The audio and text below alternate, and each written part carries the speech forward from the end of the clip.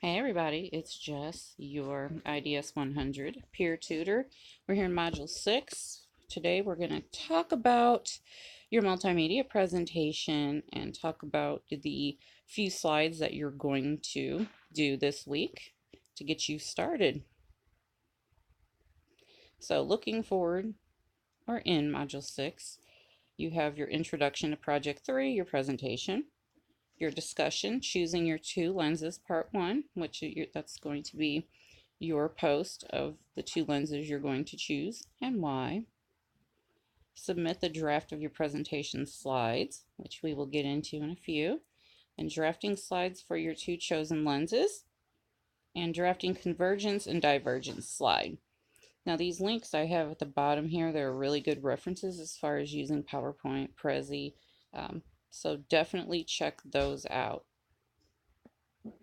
And also a few things to keep in mind, and this comes straight from the LibGuide in the Shapiro Library in regards to PowerPoint presentations. Remember, less is more. Simple is better. You guys see mine week after week, right? I have a few pictures here and there, but for the most part, they're pretty simple, right? But they get the point across, and that's what we're looking for. But here are a few quick tips for creating engaging and effective presentations. Plan ahead. Prepare an outline of your presentation ahead of time before you begin to work on the PowerPoint. Now, this does not work for everyone.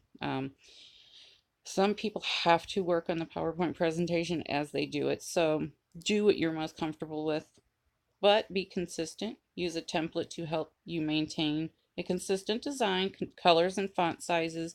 Don't use crazy font colors, etc. throughout the presentation. Keep it simple. Include one message or idea per slide, and keep each slide uncluttered and easy to read.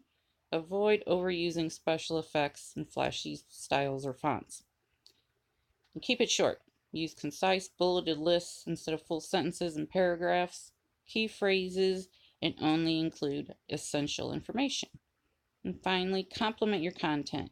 Add a few well-chosen high-quality images, tables, or figures that complement your text. Use them sparingly for greater impact. All right, so here is your rubric, and we are dealing with 5 slides this week. So we're going to choose 2 of the 4 lenses that we did in the KWL chart. I mean, you don't have to have 5 slides, you could do a few, but for all intents and purposes, we'll say it's 5. So the first one's going to be intro. And that's going to be introducing your topic by identifying it and explaining why you chose to study it. Pretty simple, right? And then next you're going to do topic and lens number 1. So explain how your topic is viewed through one of the 2 lenses that you have chosen for your presentation. Identify the lens and choose details and examples relevant to that lens. And then we're going to do that again with the second lens. And once again, you're going to explain how the topic is viewed through that second lens. And then we're going to talk about convergence and divergence, which is basically the similarities and differences in how the lenses relate to your topic.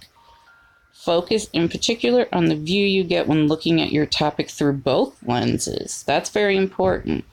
And then we're going to have next steps, which is ultimately like a research plan in a way. But we'll get more into that in just a minute.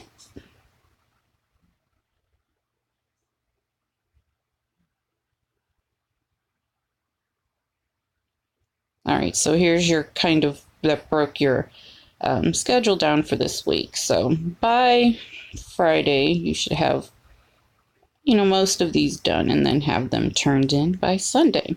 But you see these in blue, like the Windows PC or Mac, that has PowerPoint training, and under the Project 3 rubric, it says in bold, if you use PowerPoint, be sure to use speaker notes. Okay, so what speaker notes are, and you can find it's fairly easy to get there. If you have PowerPoint up on your computer, it'll have a thing and it'll say notes, and you click on that, and what you're going to put in there is pretend that you're presenting this in front of a group, kind of like how I do with you guys every week. and just write down what you would say. Now, you don't want to copy down verbatim what's on the slide because people can read that.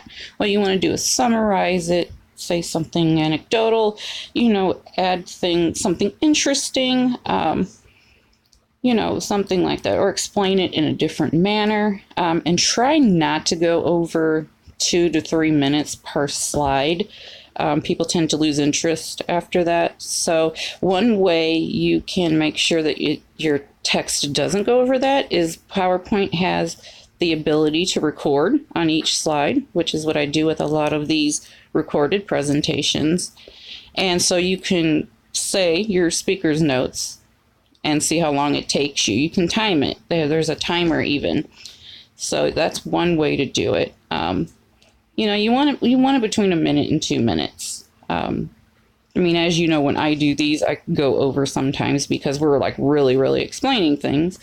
But for yours, you don't want to spend, more than 2.5 minutes.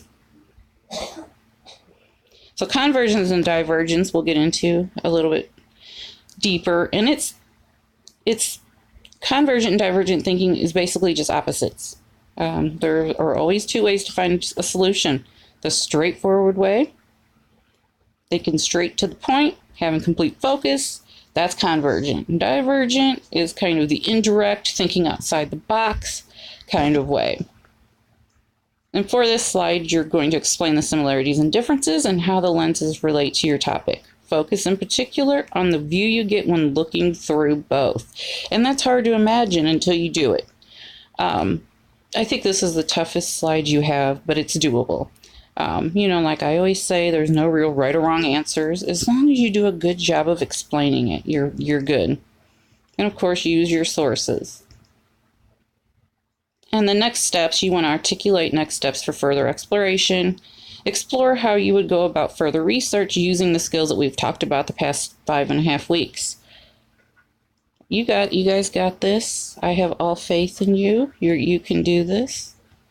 And next week we'll really get into it even further. And we're almost at the end. And I'm very proud of everybody. And I will see you next week.